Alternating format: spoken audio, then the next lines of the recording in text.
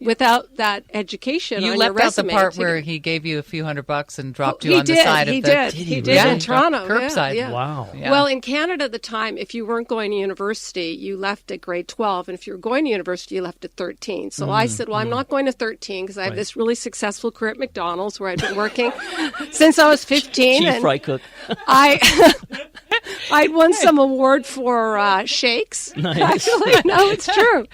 I worked there too. I was going to continue living at home and work at McDonald's, and my father said, "No, you're done school. Goodbye." Goodbye.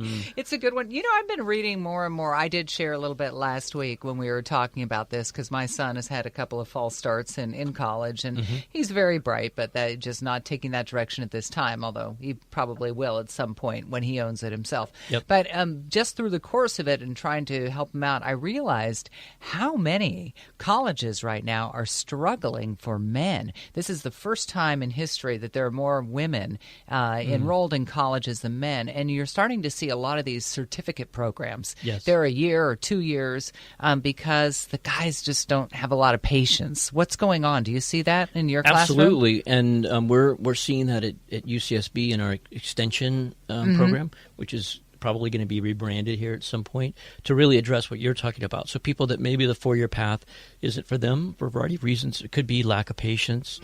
I know my daughter, she finished high school early, but just for that reason. She was just done with it. So she got her degree, of course, and she went on to college. But she just, that last year just didn't work for her. It's kind of like you in a way where she just felt like this is it for me. So I think we're seeing more and more that at the undergraduate level. How can we serve students that don't want to do the traditional 4-year path? They don't necessarily feel like they need all the humanities and maybe some of the other things that we think of as a classical education, and still give them the tools they need to succeed in our society. If you think about what universities, I'm going to get a little philosophical here, but if you think about what a university was and where we came from, it was really for the upper strata of our society, people that had land, people who were wealthy, and it was a way to send, back then it was men, it was a way to send your male children to this sort of finishing last phase before they became and another one had to gentry. Become either a priest or a reverend. Exactly. And the vocations were limited, so you learned Latin and Greek and all of these things. Well, that's a great basis, and I think what's happened is that I think we talked about in a prior week, we talked about colleges really to help you learn how to learn. I think we've kept that part of college, but there is an argument to be made that the 4 years is arbitrary, the number of units you have to take is arbitrary. It doesn't make sense for everyone. So we're seeing more of not one size fits all, but more how can we distill programs down to fit And there's more individuals. schools that are just focusing on things like coding, where you'll get a job. Coding academies are very big. And more schools, I guess I would call them almost trade schools, but that are geared solely entrepreneurial schools as well. Those are also... we're seeing boot camps of sorts, and we're seeing, you think about Techstars is one of the programs that's worldwide. They're not Isn't that school. more like the incubator, accelerator back on that subject? It is, but they morphed a lot of education into, so they're certainly not a school. I don't want to misrepresent what they're doing, but it's to your point of how can we offer these folks something beyond or instead of the 4-year. I think it's all going to just continue. I was talking to somebody the other day who's going to Toastmasters to learn how to pitch better. Yeah. I think that's wonderful. I talked to a young man about a week ago where he said he was in a Toastmasters. It wasn't working for him.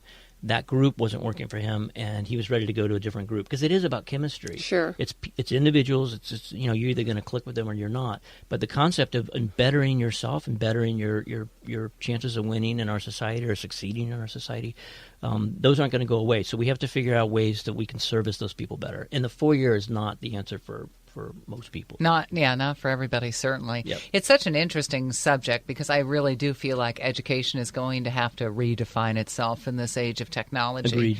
It just does, and we haven't really started to do that and very a lot well. of it you can get free online now. Yes. So why is somebody going to pay $150,000 for a 4-year? I think what we're seeing is students that come into our classrooms now, and these are the younger ones, they have been learning online just by it's just natural for them to learn online. And so for them to sit in a classroom is more alien than it would have been for students 5-6 years ago who spent most of their academic life learning in the classroom. Except so when I think of it, it makes me sad because I know a lot of my college experience was more than just what I learned. Absolutely. It was being around like people. It was having your mind open to various, but I don't know. But even for exercise classes, this Peloton is hugely popular. Right. So you can switch classes. If you're bored of that class, you go to another class. And it actually feels like you're biking with other people. I have a young you friend who has one of those. I don't know. I feel very old right now. Hey, John, thanks for coming in this week. We really appreciate it. Absolutely. Thank you, John. My pleasure. Yeah. You are listening to Coworker Radio. Catherine Raymock along with Jane Walker Wood here on KZSB 1290 AM, and we'll be back right after this.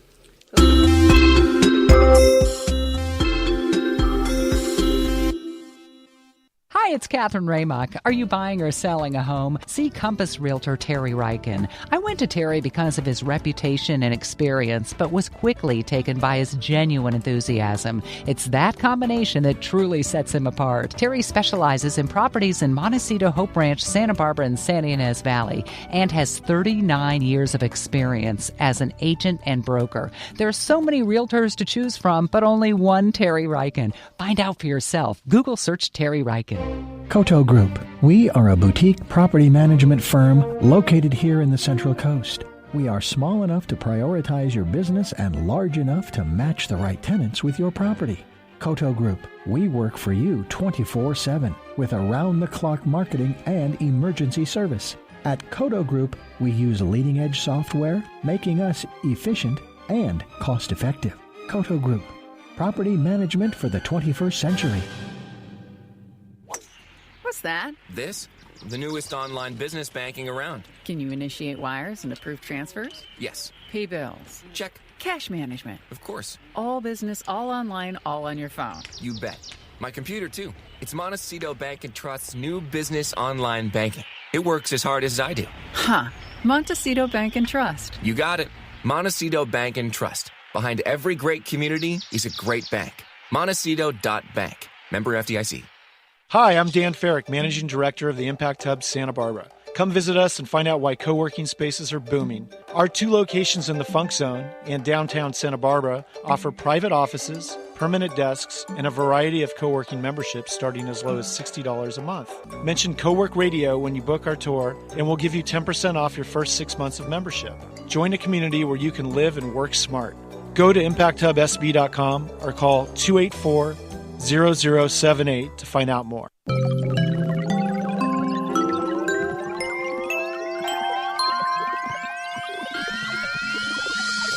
Welcome to Co-Work Radio. I'm Jane Walker Wood. And I'm Catherine Raymock. We are here in the studio right now with Drew Cuddy. Drew is a certified wine instructor and founder of the Satellite Bar, which is a farmers market restaurant, wine, bar, and retail shop located on 1117 State Street here in Santa Barbara, which is also the entrance to Impact Hub. How are you doing, Drew? I'm doing great. Thank you for having me on. Now, I was reading your history, and what's interesting is you started at age 19, and you're Canadian, so that is a legal drinking age there. But we share that background. Do you think that gives you a little bit of an advantage that you could start a couple years before your American counterparts? I think we all probably, on average, start drinking around the same time illegally. But I think that yes, I think we have a sort of a more institutionalized, sort of socially acceptable approach to reasonable drinking in Canada and appreciating sort of, what we're into rather than what we're trying to forget. So as a summer job, you were traveling between Italy, France, and Spain. And how was that experience? Yeah, my father started an importing company when I was a sophomore in college. So every summer after that, I'd spend between 2 and 4 months living in Italy, working with small estate organic and biodynamic farmers, working from trimming vines to working in the vineyard, picking grapes, and making wines with the winemakers. And I did a whole series of interviews and videos and photo essays, really, for every winery that I'd go visit. And that helped to sort of market my dad's business and got me really, falling in love with what people do in those vineyards, which is We just represent their place. were just talking off the air about the sea of wines that are out there, and we do want to talk about your amazing shop locally here, which is also serves food. But I'm just interested. You said what you're looking for in wine, which I have not heard from a wine importer before, is different than most. It's really about where it's grown and how it's grown. What is it? Well, I always say I'm looking for wine grower wines rather than winemaker wines. It's one thing to be able to take a juice from somewhere and use modern technology to really manipulate it and create the type of grocery store wine we find today, but it takes a whole different approach, both in historically sort of using culture and every person is in place is individual and really showing those sort of unadulterated flavors that are natural to a place.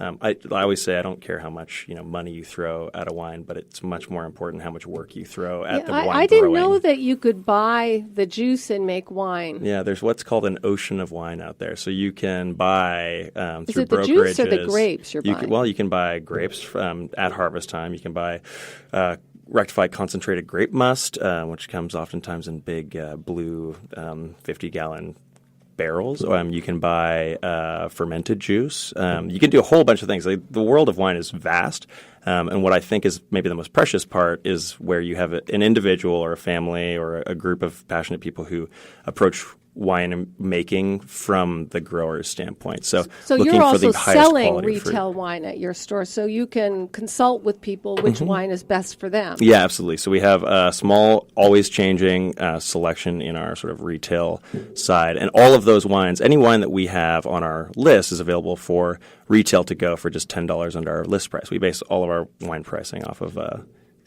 retail market. Do you love finding those small wineries that nobody else has found? It's my passion Is it? entirely. Yeah. So I spend a lot of time seeking out wineries, either going to trade shows or tasting. I taste between 6 and a dozen times a week. Tough job. It really. Yeah. I run my paces for sure. You're also selling food, so we can have something to eat while we have that glass of wine. What's the food like? Our whole menu is vegetarian and I vegan. love We've got a that. lot of gluten-free options, and we focus entirely on the farmers market. So we do a few menu options also with Flagstone Pantry at the public market, but our real focus is showing off just how wonderful the Santa Barbara Farmers Market is. Which is the best. And in the same way as we're not trying to be wine makers, we're trying to be wine growers, we're trying to show off the quality of the growers of Santa Barbara in the food side as well. So really all of our wines pair nicely with our food because the wines we have are their food. And that's what we're trying to show Now, off. just getting the purity. restaurant open, I understand that's a pretty time-consuming venture. It was What a have marathon. you learned that you can pass on to somebody that can maybe save them some time? Do not give anyone a specified date for your opening until you know that you're opening that week, and then add a day. Good advice. Yeah. I see so many other entrepreneurs in town opening restaurants or businesses, and they have a start date that they have in mind. Don't have a start date in mind. Just do everything you can every day to get towards knowing that you're going to open, because you can specify a date. We had a sign in the Impact Hub lobby in 2017 that said coming November 2016. We planned to open at Thanksgiving in 2016. We didn't open until June 2017. And why did it take so much longer? It was always surprising how long it took to get through the bureaucracy in the city, which I understand Santa Barbara has incredible businesses, and because we have reasonable expectations from the city, but it does take a long time, and you have to plan for that. And it would be nice. I know there's a lot of push to sort of increase the speed of that. I know everybody would appreciate a little bit more, speed and rapidity. But to be honest, I do appreciate how wonderful our town is, because they're Exactly. we are forced to follow the rules. What are you doing for your marketing and your outreach? Really, so much of it is direct. So we have a weekly mailing blast. We have a growing wine, a mailing list that you can sign up through our website, or when you come into the shop on our receipts. So we interact directly with our guests, and then also we really are quite strong on Instagram and Facebook. And on Monday really nights, interacting don't you directly. have a special satellite of 5 tasting wines? Yeah, so we do a flight night. It's a prefix menu every Monday just for the wine side. So we do 3 new wines. I get new wines really every week, unless the 101's closed. It's Yeah, an issue okay. this week. But we dive into either a theme or a style of wine and try and pick 3 that really interact well with each other.